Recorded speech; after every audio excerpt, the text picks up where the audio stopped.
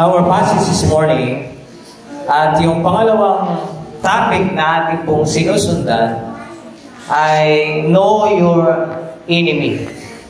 In Ephesians chapter 6 verse 12. Yun po yung ating pong pagbulay-bulayan at tinihiling ko po ang bawat isa na tumayo bilang paggalang po sa ating Panginoon sa Kanya pong salita. And nailing ko po na makibukas po kayo sa aklat po ng Ephesians chapter 6 verse 12.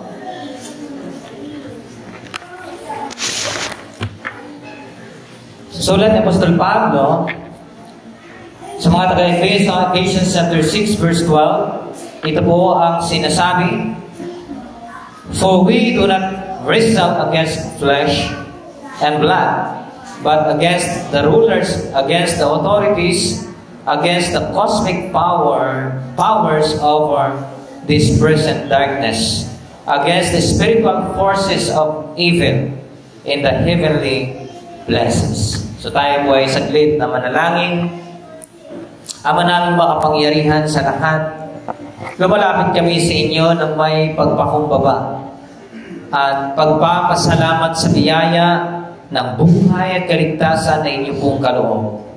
Salamat po sa pagkakataong ito na kami magkasama-sama at magkatipon, Panginoon, sa iyo pa ay sambahan upang pag-aralan ang iyong banal na salita at maunawaan ang mas malalim pa na katotohanan tungkol sa aming espiritual na laban. Sa araw na ito, nais naming maunawaan ang paalala mo mula sa aklat na ito ng aming pakikibaka ay hindi laban sa laman at dugo, kundi laban sa mga kapangyarihan, mga pinuno ng kadiliman at mga espiritual na hukbo ng kasamaan sa kalangitan. Panginoon, turuan mo kami na makilala ang aming tunay na kaaway at bigyan kami ng karunungan upang harapin ang mga hamon ng buhay ayon sa iyong pong kalooban.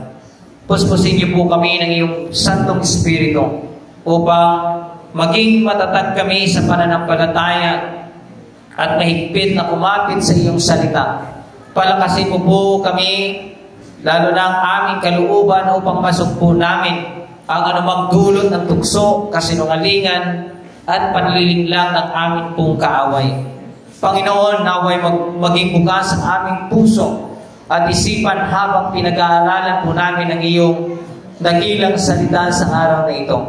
Bigyan niyo po kami ng kalinawan, kaunawaan, kapayapaan at pag-asa na nagmumula lamang sa inyo. Ang lahat ng ito ay tinataas namin sa pangalan ng iyong bugtong na anak na si Jesus. Amen and amen. Maaari na po tayong makaupo, mga kapatid. Muli, isang magandang araw po sa bawat isa. God is good all the time.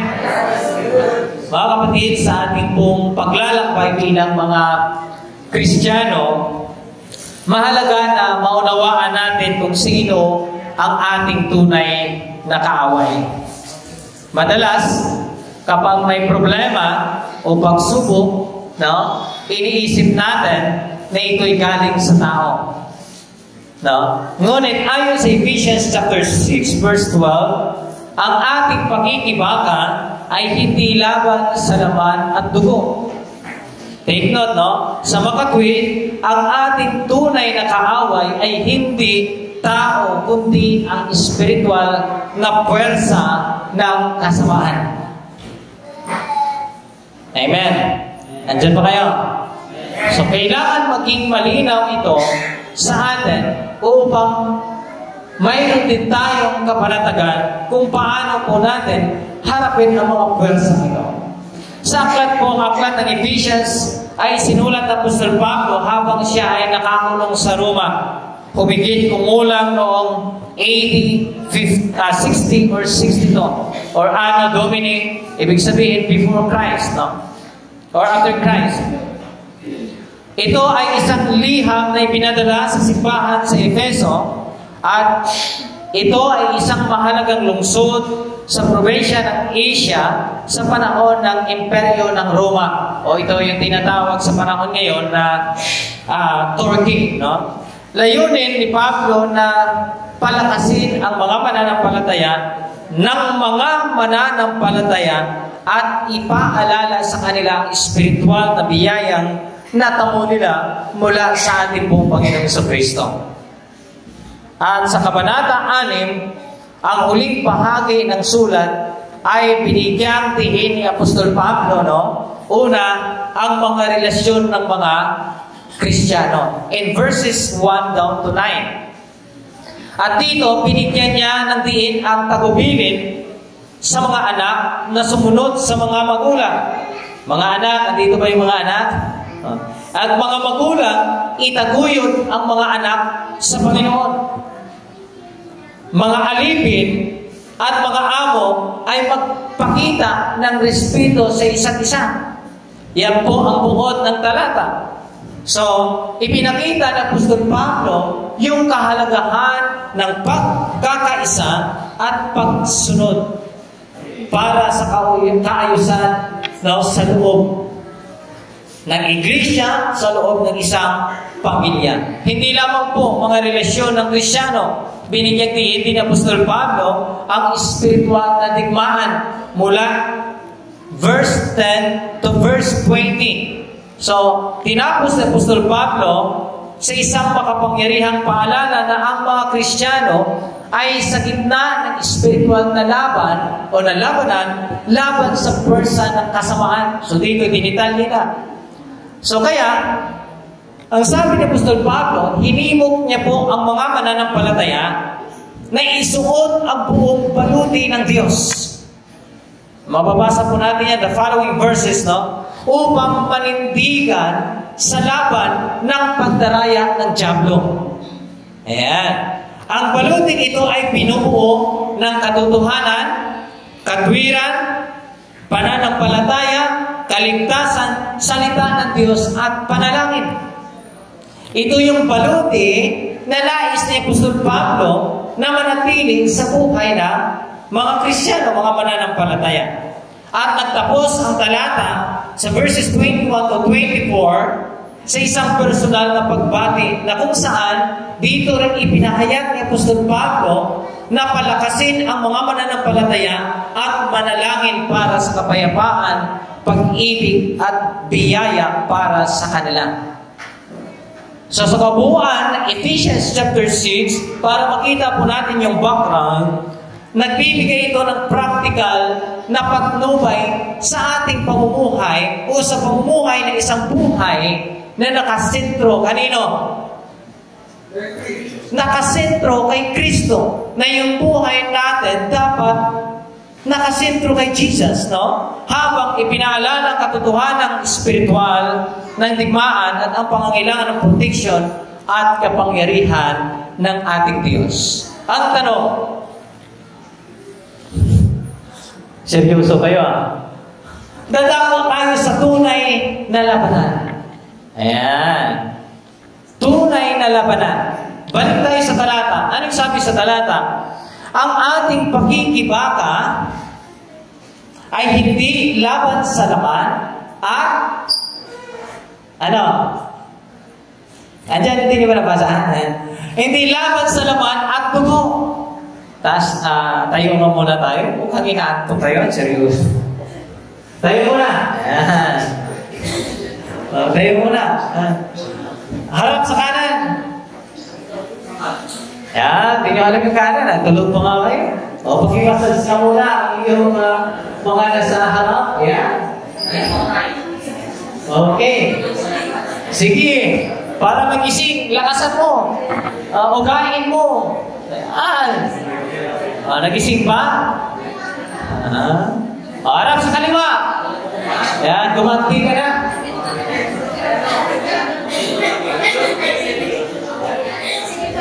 Sige, lakasan mo.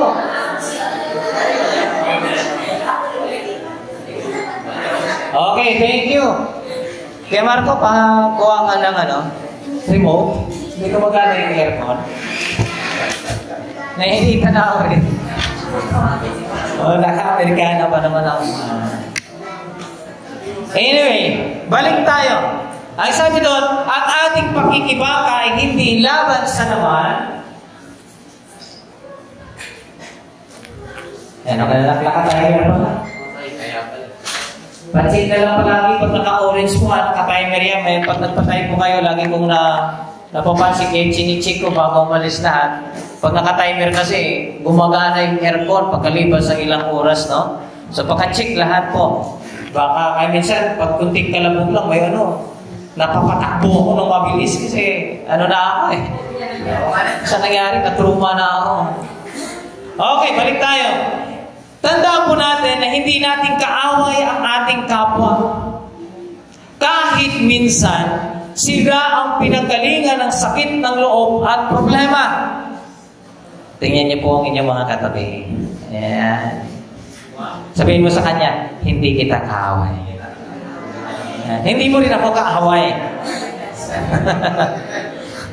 Ang ating laban ay spiritual.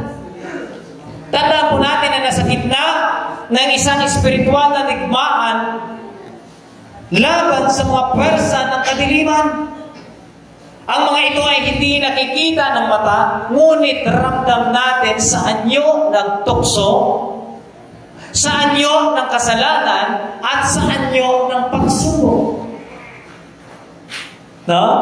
So ang tunay na labanan ay hindi sa laman at dugo. Kung may pangyayari sa buhay natin, sa kapwa natin, tandaan mo, hindi mo siya kaaway. Amen.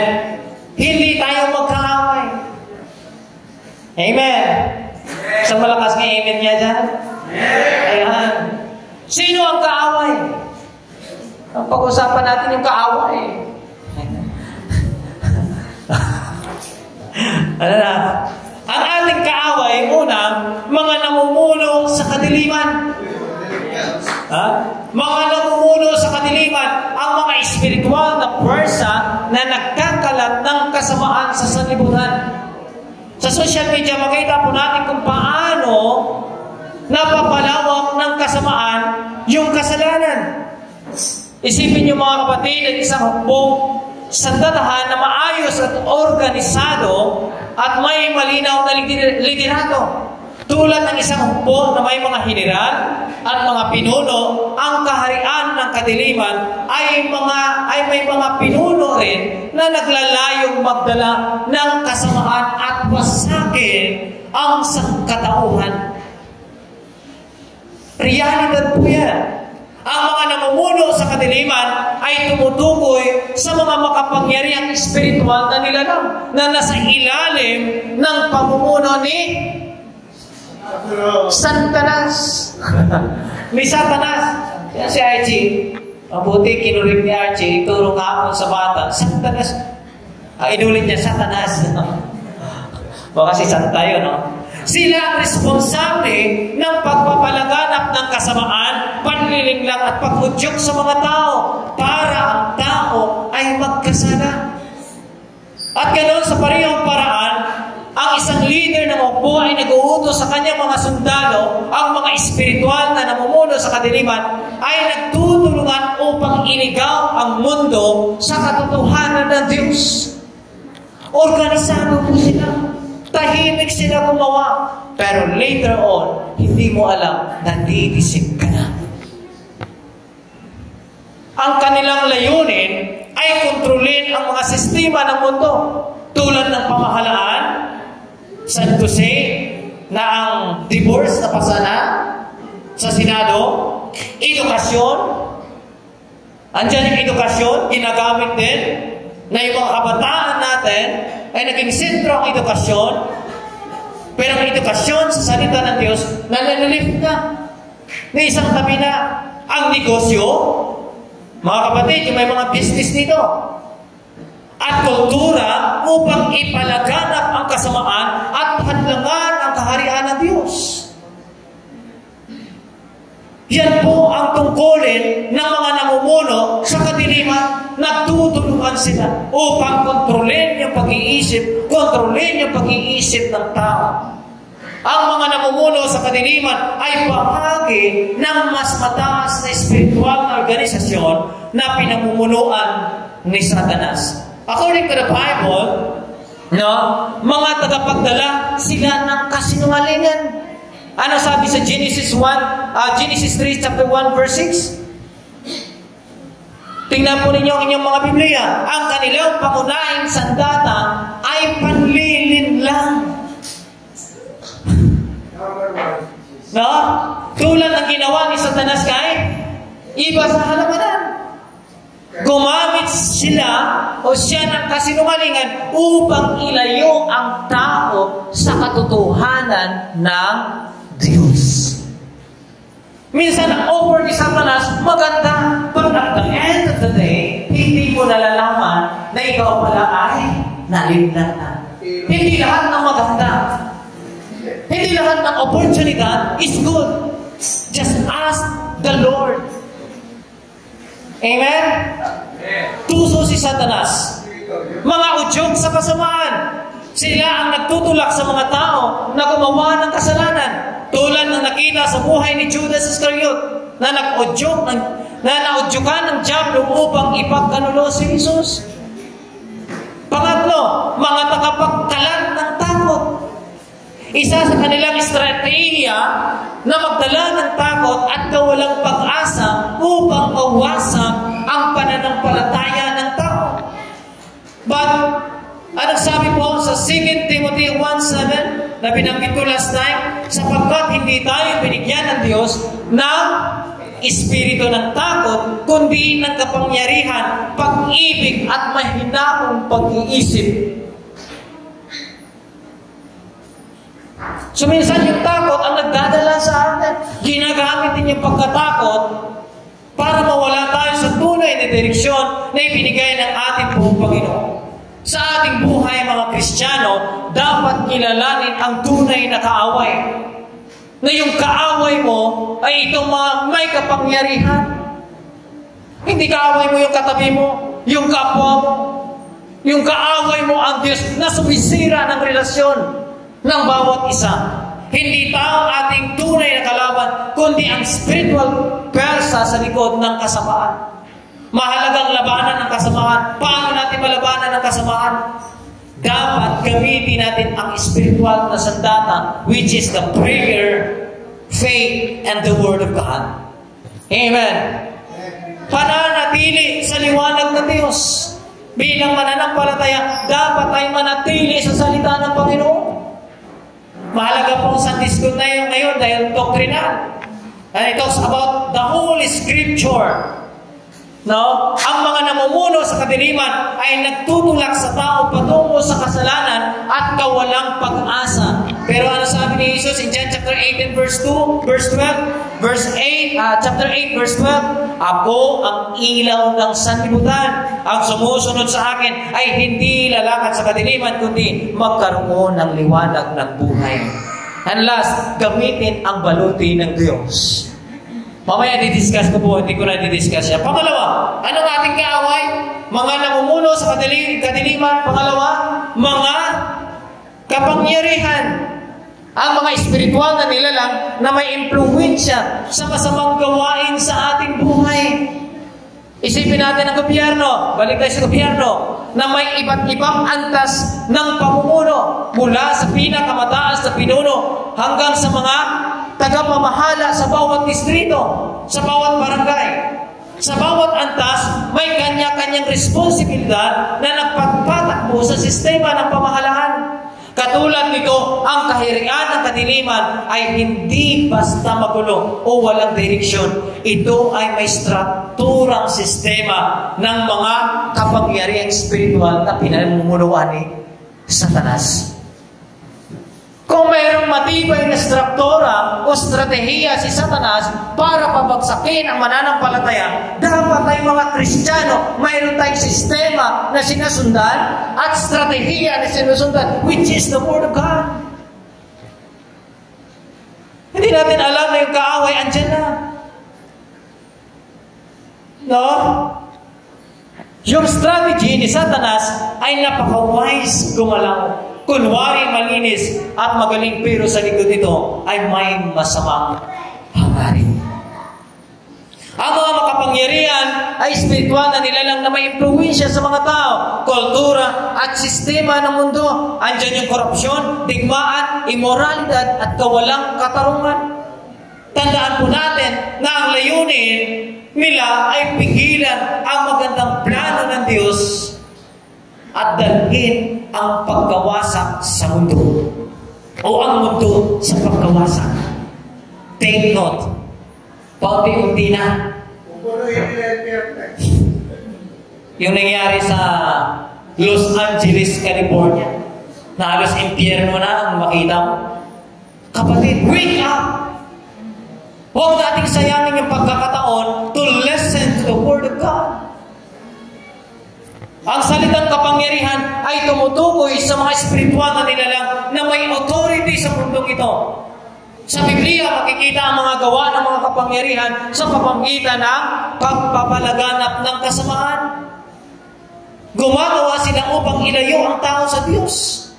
1 John 5:19, ang buong sanlibutan ay nasa ilalim ng kapangyarihan ng masama.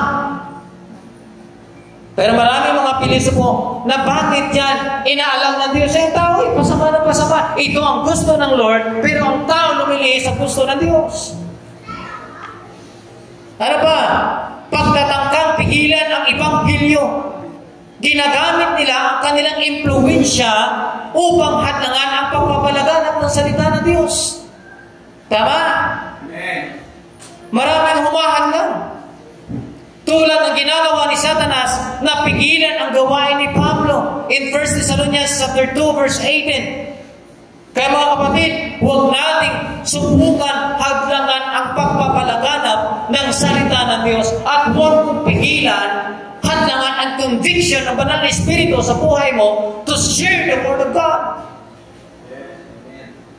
Pangatlo, pagdadala ng takot at kawalang pag-asa. No? Yun ang minsan ang naging kaisipan. Kasabay sa buhay ng Kristiyano, maging mulat tayo sa espiritual na labanan.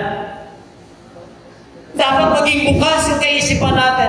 Every time na may mangyayari sa ating pamilya, every time na may mangyayari sa ating iglesia, ng mga pagsubok at suliranin, tandaan nyo, si Satanas ang may gawa niyan. Walang ibang layunin si Satanas, wasapin, gibain. Papayag ba tayo, no? Of course na. Hindi tayo papayag. Labanan natin. Kasama natin ang ating Diyos sa ating pong journey. Huwag tayo magtanim ng galit sa kapwa, kundi ipanalangin natin sila. Isuot ang buong baluti ng Diyos. Maging tapat sa panalangin. Katulad ng itinuturo ng ating Panginoon Isus sa Matthew chapter 6, verse 13. Huwag mo kaming ihatid sa tukso, kundi iligtas mo kami mula sa masama. Ang ating kaaway ay ang mga namumuno sa kadiliman, mga kapangyarihan, mga tagapamahala ng kasamaan. Pangatlo, ang mga espiritual na hukbo ni Satanas na gumagawa ng paraan upang tayo ay mapahamak. Take note. No? Isipin ng isang kriminal na kung saan ang isang organisasyong kriminal na may malinaw na liderato at sistema. Wala ibang plano kundi wasakin. Ang ating plano naman ayon sa direksyon ng Diyos ay bubuhin at manampalataya sa Panginoon. No? Ang kanilang mission ay kontrolin ang mundo sa pamagitan ng kasamaan, panlilinlang at pagsuway sa Diyos. Sila ang nasa likod ng immoralidad, ng kawalang katarungan at kaguluhan sa mundo. Tulad ng isang tagapamahala sa isang negosyo o institusyon, sila ay madalas na tahimik, ngunit epektibo sa pagpapalaganap ng kanilang impluwensya. Yung mga nasa mataas na tagapamahala, sila po ang ginagamit ng kaaway to devour. Kaya sabi sa Biblia, ang mayayaman ay lalong yayayaman, ang mahihirap ay lalong hihirap. But praise the Lord, dahil nakilala natin ang ating pong Panginoon. Sila ang nagpapalaganap ng kadiliman, sila ang nagpipigil ng mabuting balita, at sila din po ang lumilikha ng pagkawatak-watak. That's why we need to be aware. We need to read the Bible. We should meditate the Bible. Nakakalungkot, no? Sinishare ko minsan kay Chairman yung mga videos, no? Tinatanong sila, if kilala nila ang Diyos, hindi nila kilala. Maraming bansa hindi kumikilala sa Diyos. And praise the Lord na lang, Pilipinas kahit pa paano naniniwala na may Diyos. Hindi nga lang sumampalataya. At least naniniwala. No? So sa buhay Kristiyano, tandaan po natin na dapat natin makilala ang espiritual na labanan, magtiwala sa Panginoon Diyos at manatili sa Kanyang liwanag. Tandaan po natin, ang kaaway ay maingat. Ang kaaway ay tuso. Ang kaaway ay gumagamit ng iba't ibang paraan upang tayo'y mailayo sa Diyos. Gumagamit nga ng salita ng Diyos, which is true. Yung mga nagbabasa ng Chinese Bible dyan, buti na lang hindi ko nagbabasa. Ginawa nilang sinungaling at makasalanan si Jesus. No? Kaya kung may Bible kayo na matagal na ninyong ginagamit, yun na lang gamitin nyo kasi yung mga lumalabas ngayon ng mga bagong printed Bible, delikado na po. Ano ang ating depensa? Ayan. Ano yung ating depensa sa mga kaaway na ito? Ang ating depensa, no? Tandaan po natin kung may laban, kailangan natin ng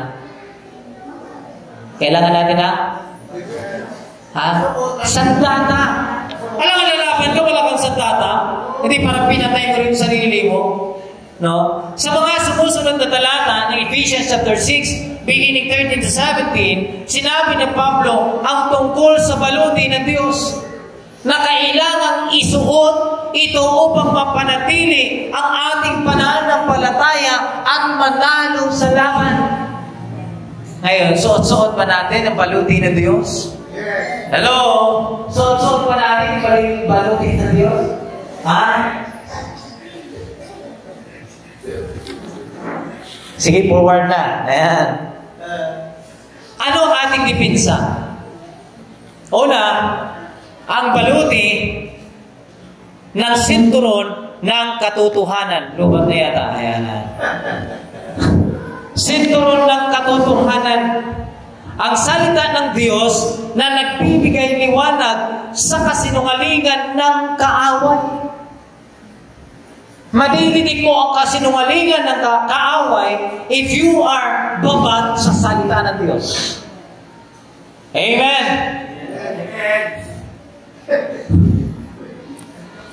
Noong panahon ni Apostol Pablo, ang sinturon ay isang malagang bahagi ng baluti ng isang sundalo. Ang sinturon ay hindi lamang para dekorasyon, ito ang humahawak sa iba pang bahagi ng baluti.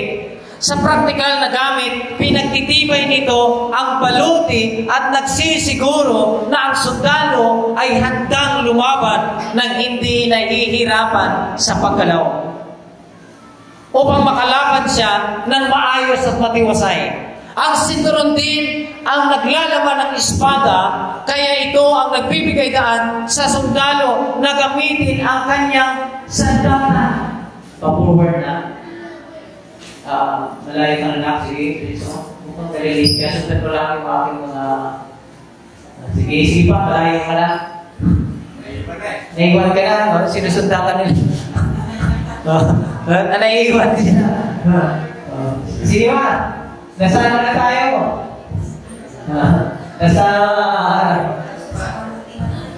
Nakasakag climax na tayo. Ayan. Sundan nyo lang ako. Sinturon na tayo. Nakikita ko kasi yung picture ng sinturon dyan eh. Ang sinturon, ang naglalaman ng espada, kaya ikaw nagbibigay daan sa sundalo na gamitin ang kanyang sandata. Sa parehong paraan, ang katotohanan ang pundasyon ng buhay ng isa Kristiyano. Ano daw? Ang katotohanan ang pundasyon ng buhay Kristiyano.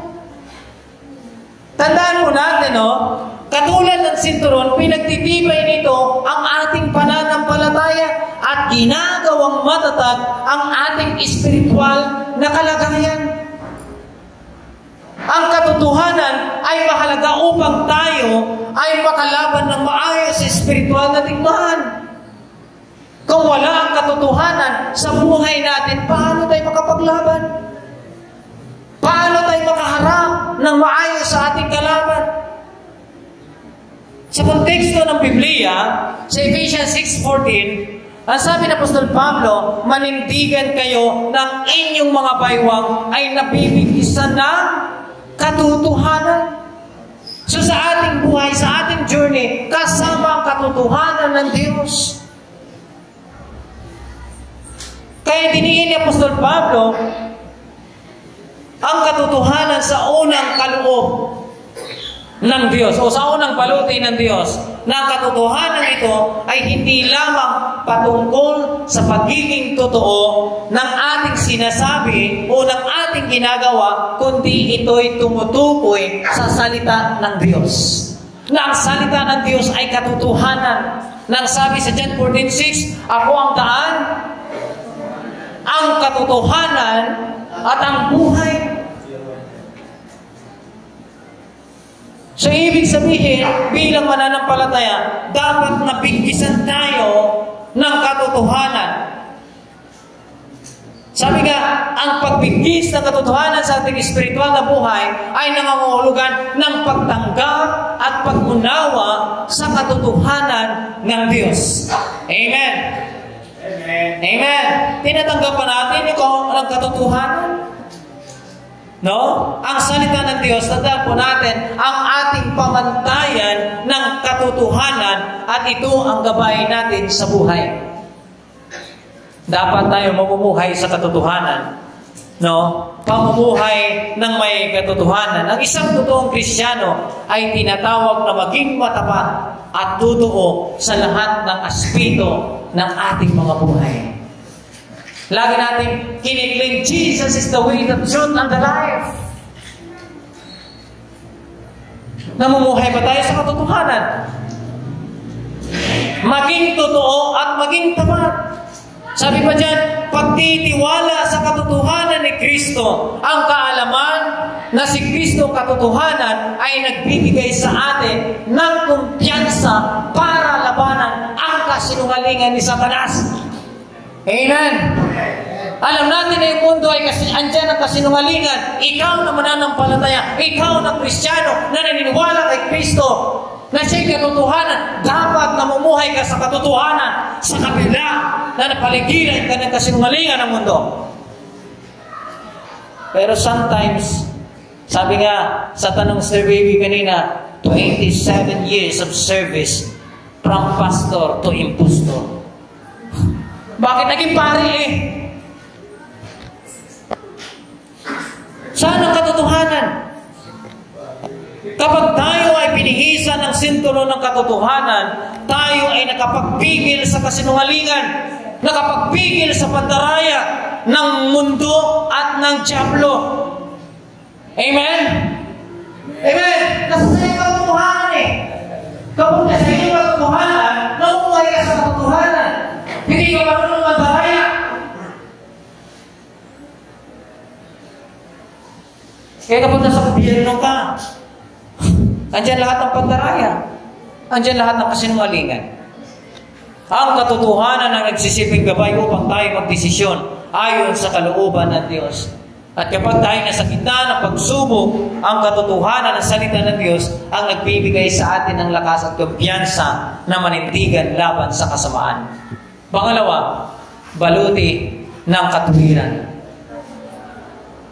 Para labanan ang kaaway, suotin natin ang baluti ng katuwiran. Ang tamang pamumuhay na nagbibigay protection laban sa kasalanan. Noong panahon ng Apostol Pablo, ang baluti isang mahalagang bahagi din ng kasuotang pagdigma ng isang sundalo. Ito yung tumatakip at nagpoprotekta sa pinakamahalagang bahagi ng katawan. At yun po yung dibdib. Nakita niyo po, andyan pa yung picture? Click mo lang na. No? Kung saan naroon ang puso at iba pang mahalagang organs ng ating katawan. Kapag ang isang sundalo ay walang baluti, madali siyang matamaan ng pala at espada. Mamamatay ka. Literally na, sa spiritual na spirito, ang katwiran, ang ating baluti na nagpoprotekta sa ating puso, ang sentro ng ating spiritual na buhay. Ang katwiran nito ay hindi nagmumula sa ating sariling gawa, kundi ito ay sa katwiran ng Diyos na ipinagkaloob sa atin sa pamagitan ng ating pong Panginoong Jesucristo. Hello? Nandiyan ba kayo? Sa konteksto ng Ephesians 6:14, sabi doon, manindigan kayo ng inyong dibdib ay nabalutan ng katwiran. Ang katwiran na binanggit dito ay tumutukoy sa katwiran positional. Ang katwiran na ibinilang sa atin ng Diyos nang tanggapin natin si Kristo na ating Panginoon at sariling tagapagligtas. In 2 Corinthians 5:21, ang sabi po doon, siya na hindi nakikilala ng kasalanan ay ginawa niyang kasalanan alang-alang sa atin upang sa Kanya tayo ay maging katwiran ng Diyos. At sa pamagitan ng kamatayan ni Kristo, tayo ay tinuturing na matuwid sa harapan ng Diyos. Amen to that? Makasalanan tayo, pero itinuring matuwid alang-alang kay Kristo. Katwirang practical.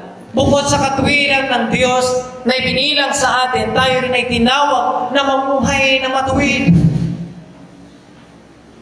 Ang isang Kristiyano ay namumuhay ng may katwiran. Ang pamumuhay ng katwiran ang siyang nagpuprotekta din po sa atin para labanan ang tukso ng kasalanan na maaaring magdudulot sa atin ng pagkawasak sa ating espiritual na buhay.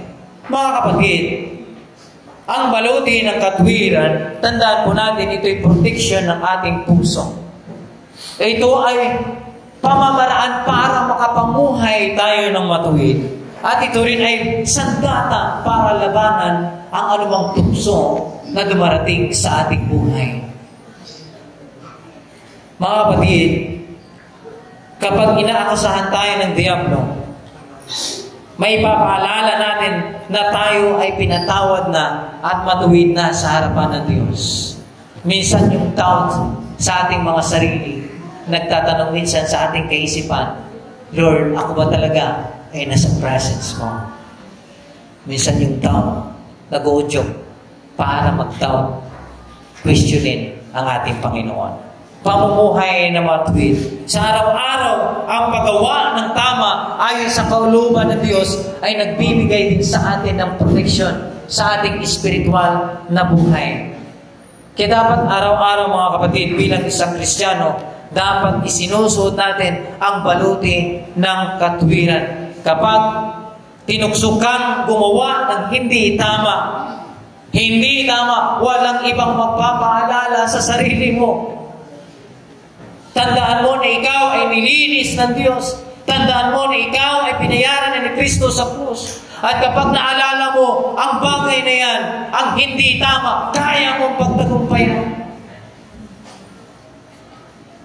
Kapag nakaramdam ka ng guilt o kahihiyan, ipaalala sa iyong puso na ang katwiran ni Kristo ang siyang nagpo-protection sa iyo. Salamat and glory to God. Dahil andyan ang baluti ng katwiran. Pangatlo, 6 kasi ito, kaya bilisan ko po. Sandalyas ng Ebanghelyo ng Kapayapaan. Ang ating misyon na ibahagi ang salita ng Diyos. There is no other mission na ibinigay ang Diyos kundi ang pagbabahagi ng salita ng Diyos. Sa panahon ni Apostol Pablo, ang sandalyas ay mahalagang bahagi ng kasuotang pandigma ng isang sundalo. Ang sandalyas ng isang Romanong sundalo ay espesyal na dinesenyo upang maging matibay at may mga pako o spikes sa ilalim. Ang mga ito ay nagbibigay ng mahigpit na pagkahawak sa lupa, na tumutulong ng mahigpit na pagkakahawak sa lupa at manatiling nakatayo at balancing nakatayo ang isang sundalo. Kahit sa madulas, mapanganib na lupain, ay kaya niyang balansihin ang kanyang sarili. Sa espiritual na konteksto, ang sandalyas ay sumisimbolo sa ebanghelyo ng kapayapaan. Ang mabuting balita ng kaligtasan sa pamagitan ni Jesucristo. Ang ebanghelyo na nagbibigay sa atin ng tiyak na pundasyon at lakas upang makaharap sa hamon ng buhay at magpatuloy sa ating mission bilang mga Kristiyano. So ito yung pumipigil, ito yung nagtuturo sa atin na manatili sa ebanghelyo ng ating pong Panginoon. In Ephesians 6:15, ang inyong mga paa may mga sandalyas ng kahandaan ng ebanghelyo ng kapayapaan. Ang ebanghelyo ng kapayapaan ay tumutukoy sa mensahe ng pagkakasundo ng tao sa Diyos sa pamagitan ni Kristo Jesus. In Romans 15 verse 1 o 5:1, yamang tayo'y tinuring na matuwid sa pamagitan ng pananampalataya, mayroon tayong kapayapaan sa pamagitan ng ating Panginoong Jesucristo. Amen. That's why sa buhay natin, mayroong sigalot man, mayroong kapayapaan. Because of the gospel of Jesus Christ. Kaya nating harapin at may kumpiyansa tayong harapin ang anumang hamon sa buhay. Ang sandalyas ng ebanghelyo ng kapayapaan ang siyang nagbibigay sa atin ng kahandaan sa labanan. Ito ang magdadala sa atin ng kapayapaan at magpapatibay ng ating pundasyon. Brothers and sisters in Christ, manatili tayo sa pundasyon na ibinigay ng ating pong Panginoon. Without the Word of God, we are nothing. Kapag dumaranas ka ng pagsubok, tandaan ang ebanghelyo ang nagsisiguro na mayroon kang kapayapaan sa Diyos at hindi kailanman iiwan. Kapag may pagkakataon na magbahagi ng ebanghelyo, gamitin ito upang ipakilala si Kristo sa iba at magdala ng kapayapaan sa kanila pong buhay. Ang mga tao nangangailangan ng ebanghelyo. Iba't ibang kaparaanan na gagamitin tayo ng Diyos. Pang-apat, kalasag ng pananampalataya. Ang ating pagtitiwala sa Diyos na nagpuprotekta laban sa pagsubok. Lahat naman tayo may pagsubok. Tama? Ang Diyos hindi nagbibigay ng pagsubok na hindi mo kayang ipapasa. Alam ng Diyos na kaya mong pumasa sa pagsubok. Pero si Satanas, magbibigay siya ng temptation. Tutuksuhin ka niya kasi ang gusto niya pabagsakin ka.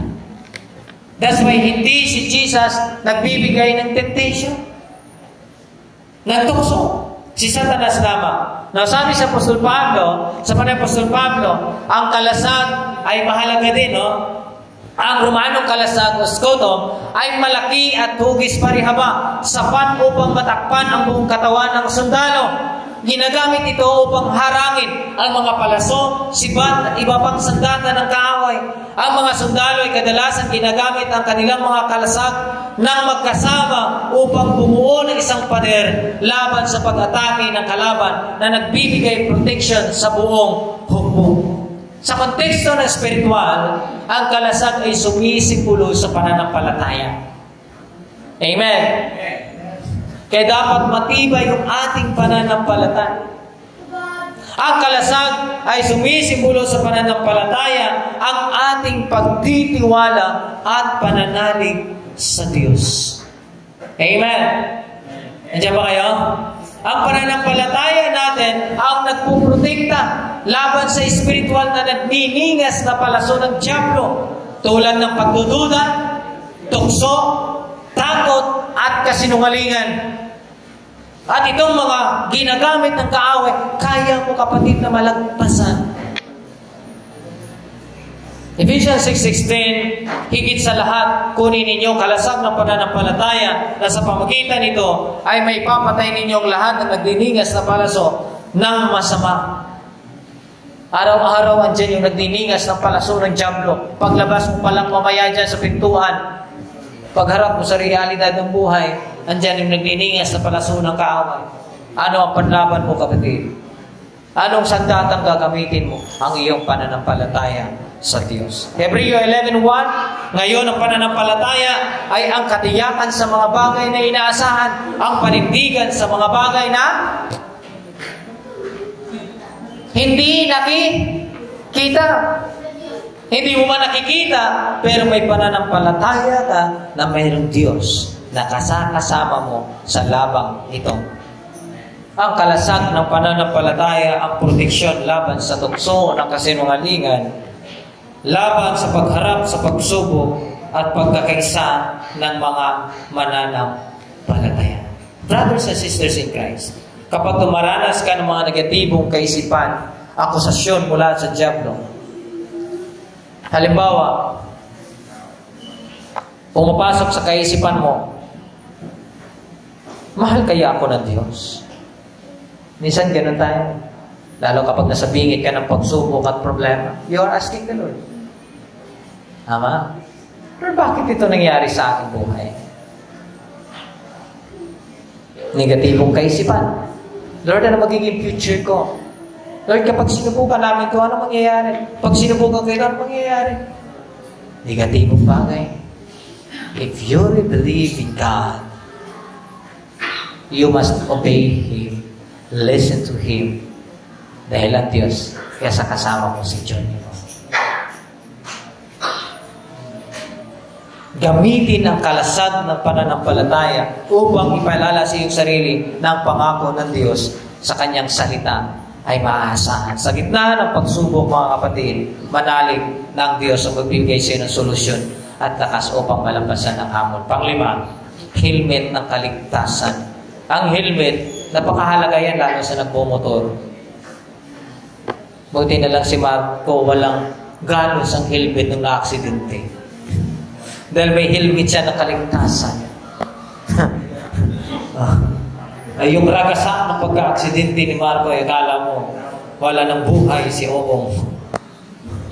Ang kasiguruduhan ng ating kaligtasan ay kay Kristo. Amen? Noong panahon ng mga Romanong sundalo, ang helmet o galiya ay isang mahalagang bahagi ng kanilang baluti. Ito ay gawa sa matibay na bakal o tanso. At minsan ay may disenyo upang takpan ang buong ulo. Kabilang ang noo, pisngi at likod ng ulo. Ang layunin nito ay protektahan ang ulo mula sa suntok ng espada laban sa kalaban. No? Protektahan ang anumang bahagi ng kanyang ulo. No? Sa spiritual na konteksto, ang helmet ay sumisimbolo sa kaligtasan ibinigay ng Diyos. Ang helmet na nagproprotekta sa ulo, ang ating pag-asa sa kaligtasan at nagpoprotekta sa ating isipan laban sa kasinungalingan, pagdududa at kawalang pag-asa na dala ng kaaway. Sometimes, nagda-doubt ka. Sino nagda-doubt dito? Taas ang kamay. Lord, ligtas ba ako, Lord? To be honest, taas ang kamay. Taas ang kamay. To be honest. Kamisa na ito sa kamay, no?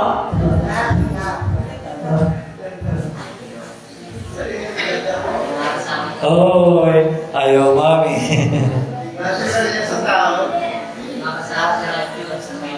Na? May pagdududa. Nawalan ka ng pag-asa. Dala yan ng kaaway. Dinadala ka ng kaaway sa pagdududa para ikay mawala sa tunay na pananampalataya. Ingatan natin yung ating kaisipan. Ang helmet ng kaligtasan na nagpapanatili sa ating kaisipan na nakatuon sa katiyakan ng ating buhay na walang hanggan kay Kristo. Pag sinabi ni Kristo na sabi niya, sino sa magpalataya sa Kanya ay may buhay na walang hanggang pamawakan niya. Amen. Kaya yung kasiguraduhan mo na ikaw ay ligtas at hindi ka mag-create ng pagdududa. Pero sabi nga, work out your salvation, pangako niya ng Diyos, ang magiging buhay ng kaligtasan mo. Kung kampante ka, naligtas ka, dahil nangako ang Diyos, what is your response?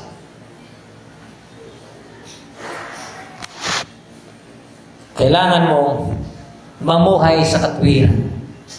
Sundin ang inuutos ng ating Panginoon. Ephesians 6:7, kunin niyo ang helmet ng kaligtasan.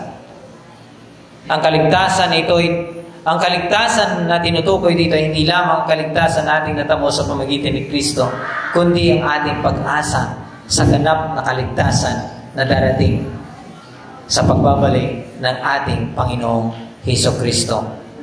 1 Thessalonians 5:8, ngunit magbihis tayo bilang mga kabilang sa araw ng baluti ng pananampalataya at pag-ibig at ng helmet ng pag-asa sa kaligtasan. Ang helmet ng kaligtasan, tandaan po natin, ang ating proteksyon sa ating isipan para mawala yung pag-alinlangan, para maiwasan ang pagpasok ng dyablo, tulad ng kawalan ng tiwala sa kaligtasan na ibinigay ni Kristo. Mayroon pa mananampalatayang ganun. May kilala po ako. I asked him, pag namatay ka ngayong gabi, ligtas ka ba? Ay, pastor, hindi pa eh. Kasi dami pa ako, nagkakasala pa ako, hindi ko pa nagawa ang pinapagawa ng Lord sa atin. Kung ganun yung stand natin, wala na. Hindi dahil sa ating mga gawain, Ephesians 2:8. Pagdududa sa pangako ng Diyos, kawalang pag-asa sa gitna ng pagsubok. That's why ang helmet ng kaligtasan, panghawakan natin, ito magdadala sa atin para proteksyonan ang kaisipan, pag-asa sa hinaharap, at pag-iwas sa pagdududa.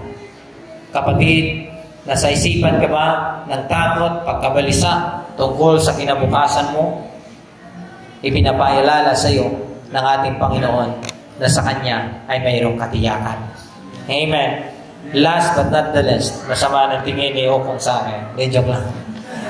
Espada ng Espiritu, ang salita ng Diyos na ating sandata laban sa kasamaan. Ang espada ay isa sa pinakamalagang armas ng isang sundalo ng panahon ng Romano. Karaniwang itong maikli, matalas, sa magkabilang gilid at dinisinyo para sa malapitan at mabisang laban. Ang isang sundalo kailangan bihasa sa paggamit ng espada sapagkat ito ang kanyang pangunahing sandata upang umatake at ipagtanggol ang sarili laban sa kaaway. Sa espiritual na aspeto, ang espada ay tumutukoy sa espada ng Espiritu na siyang salita ng Diyos. Ephesians 6:17. Tulad ng isang literal na espada, ang salita ng Diyos, ang mabisang sandata upang labanan ang kasinungalingan at tukso ng kaaway. Ang espada rin, ay hindi lamang ginagamit para digpinsa, kundi para rin sa pagsalakay upang magtagumpay sa espiritual na laban. Araw-araw, dapat meron tayo. Kunin ninyo ang espada ng Espiritu na siyang salita ng Diyos. Dahil ang espada ng Espiritu ay tumutukoy sa salita ng Diyos na siyang nagbibigay o nakapagpatanggol sa atin. Matthew 4:1-11, ginamit ni Jesus ang salita ng Diyos upang sagutin ang bawat tukso ni Satanas. Ginamit ni Jesus ang salita na susulat, hindi lamang sa tinapay na bubuhay ang tao, kundi sa bawat salita. That's why, kapatid, don't forget to read your Bible. Ano pa sabi? Espada ng Espiritu, mapagtagumpayan natin at mapaglabanan natin ang anumang umaatake sa atin. Ang salita ng Diyos ay isang buhay, mabisang sandata na umaabot sa pinakamalalim na bahagi ng ating puso at isipan. Hebrews 4:12, sapagkat ang salita ng Diyos ay buhay at mabisa at higit na matalas kaysa alinmang tabak na may dalawang taling. Ibig sabihin, minsan salita ng Diyos, ang sakit, bawat rinig mo, bawat basa mo, masakit. Ganun talaga salita ng Diyos. Ang espada ng Espiritu ay napakahalaga. That's why, napakahalaga ang pag-aaral at pagkakabisado ng salita ng Diyos. Sino maraming memory verse dito? Na kahit nakapikit alam mo. O kahit i-memorize yung buong talata, basta familiarize ka sa sinasabi ng Biblia. No? Pagtugon sa tukso at pagpalaganap ng mabuting balita sa araw-araw ng ating buhay. Kapag ikaw ay pinanghinaan ng loob, gamitin ang salita ng Diyos upang palakasin ang iyong pananampalataya. Philippians 4:13, lahat ng bagay aking magagawa sa pamagitan ni Kristo na nagbigay lakas sa akin, sabi ng Apostol Pablo. At kung ano ang sinabi ng Apostol Pablo, ayun rin ang dapat natin panghawakan, na kung hindi dahil sa lakas na nagmumula kay Kristo, saan kaya tayo? Palakpakan niyo po ang inyong mga sarili kasi nandito ka ngayon. Kapatid, sa pagtatapos po natin, ang lakas ng panalangin ang ating panatilihin sa ating mga buhay. Sa katapusang verse, sinabi ng Apostol Pablo na dapat tayong manalangin sa lahat ng oras. Did you pray every day? Did you pray every day? Anong panalangin niyo? Lord, palaguin mo kami. Ano pa? Palakasin mo kami. Pagyamanin mo kami. Dapat panalangin natin palagi, Lord. Mapagtagumpayan ko yung hamon. Anong bagyo sa buhay ko? Palakasin mo ang pananampalataya. Pero, habang lumalakas yung pananampalataya mo, andyan din yung lakas ng hamon sa buhay. Kapag mayroong hamon na dinadanas ka sa buhay, ibig sabihin, tumataas din at umaangat din ang iyong pananampalataya. Magpasalamat ka sa Diyos kapag mayroon kang hinahanap ng mga suliranin sa buhay. Magpasalamat ka sa Diyos kapag nasakta ka sa iba't ibang mga suliranin at pagsubok sa buhay. Bakit? Isang pagpapakita lamang yan na umaangat ang antas ng pananampalataya mo. Kapag ikaw ay hindi na nakaranas ng mga pagsubok suliranin sa buhay, payapa na yung buhay mo, matakot ka na. Matakot ka na. Mga kapatid, ang kaaway ay totoo at hindi natin ito dapat baliwalain. Ngunit huwag tayong matakot sapagkat nasa atin ang Diyos na mas makapangyarihan kaysa anumang pwersa ng kadiliman. Kilalanin natin ang ating kaaway at isuot ang baluti ng Diyos at manatili sa panalangin. Mga kapatid, umaharap tayo sa matinding pagsubok, suliranin, at mga giants sa buhay. But always remember na suotin mo ang baluti na kaloob ng Diyos. Mananatili tayo anuman ang mangyari sa buhay natin. Bumalik tayo sa Diyos. Isipin na ang Diyos ang siyang tunay na nagmamahal sa iyo despite of your circumstances. Tayong lahat ay tumayo. Diyos, salamat sa iyong salita na bigay liwanag, proteksyon sa amin. Tulungan mo kaming makilala ang aming kaaway sa bawat araw at labanan ito sa pamagitan ng iyong kapangyarihan. Bigyan niyo po kami, Panginoon, ng lakas, pananampalataya at patnubay sa araw-araw. Panginoon, tulungan mo kami magbigkis ng iyong katotohanan sa aming buhay. Gabayan mo kami sa pamumuhay ng matapat at matatag ayon sa iyong salita. Panginoon, salamat sa katwiran na binigay mo sa amin na sa pamagitan ni Kristo, tulungan mo kaming suotin ang baluti ng katwiran. Araw-araw upang protektahan ang aming puso laban sa kasalanan at tukso. Naway, ang aming pamumuhay ay magbigay luwalhati sa iyo. Panginoon, salamat sa Ebanghelyo ng kapayapaan na nagbigay sa amin ng tiyak na pundasyon sa aming pananampalataya. Tulungan mo po kami na maging handa sa lahat ng pagkakataon na ipahayag ang mabuting balita at magdala ng kapayapaan sa iba. Palakasin mo kami, O Diyos, upang manatiling matatag sa gitna ng mga laban sa buhay. Panginoon, salamat sa kalasag ng pananampalataya na nagbigay sa amin ng proteksyon laban sa palaso ng kaaway. Panginoon, palakasin niyo ang aming pananampalataya upang manatili kaming matatag sa iyong mga pangako na kahit nasa gitna ng pagsubok, nasa gitna ng tukso, andyan ang tulong mo na maaasahan namin at andyan ang tulong mo na dapat namin pagtiwalaan. Panginoon, salamat sa helmet ng kaligtasan na nagbigay proteksyon sa aming isipan. Tulungan niyo po kami, Panginoon, na manatili ang aming pag-asa at kumpiyansa ng kaligtasan na meron kami na nagmumula sa inyo. Kahit nasa gitna ng mga pagsubok at tukso, Diyos, Palakasin mo kami, ang aming mga isipan na manatili na nakatuon sa inyo, Diyos, sa iyong mga pangako. Panginoon, salamat sa espada ng Espiritu, ang iyong salita na nagbibigay sa amin ng lakas at tagumpay laban sa tukso at kasamaan. Tulungan mo kami maging biyasa sa paggamit nito sa pamamagitan ng patuloy na pag-aaral at pagsasabuhay ng iyong mga salita, O Diyos.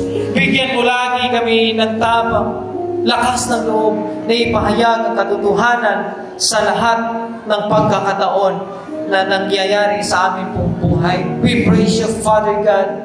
Now, we know our enemy. And we know, Father God, kung anong mga sandata na dapat namin gamitin. At alam namin, magiging malakas kami sa pagharap ng mga hamon sa taong ito at sa darating pang mga tao. Bless each one of us in Jesus' name. Amen.